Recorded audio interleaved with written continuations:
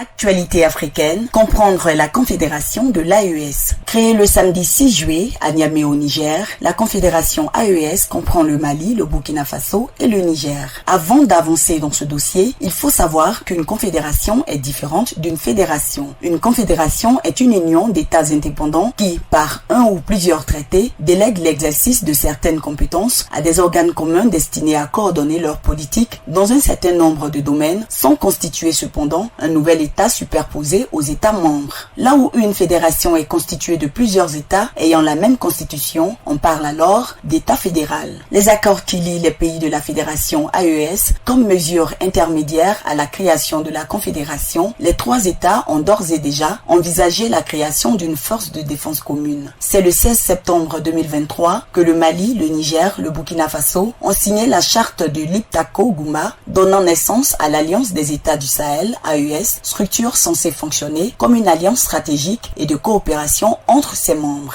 Principalement, la confédération de l'AES repose sur la diplomatie, l'économie, la politique, la sécurité, la culture et le social. Ainsi, en diplomatie, les trois États doivent, sans précipitation, négocier toutes les clauses qui doivent assurer la pérennité du projet et sa réussite sans bouleverser leur entourage ni exacerber les soupçons et les hostilités de leur voisinage. La communauté économique des États de l'Afrique de l'Ouest, CEDEAO, communauté à laquelle appartenaient les trois pays, montre déjà une certaine méfiance dans la mesure où elle estime que la prise de pouvoir des nouveaux régimes est inconstitutionnelle. Au plan économique, le Mali, le Niger et le Burkina doivent régler la question d'intégration des économies des trois États et créer une union économique plus étroite en harmonisant les politiques fiscales, les réglementations commerciales et les infrastructures économiques. Ils doivent sinon solder les effets des relations économiques avec la CEDEAO, du moins tracer les nouvelles voies de la relation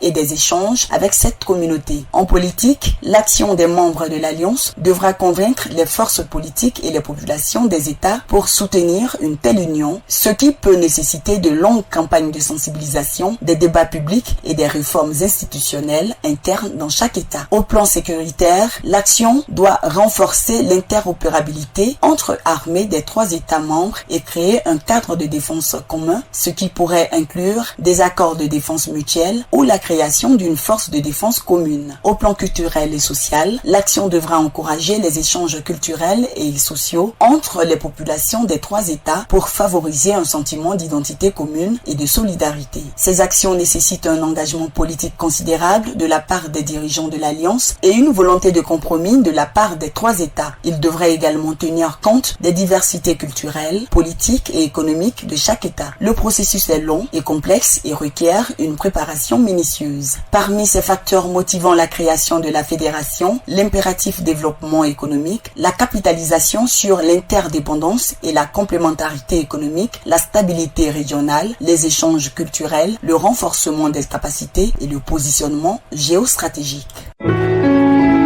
APRA, Agence Presse Radio et Audio.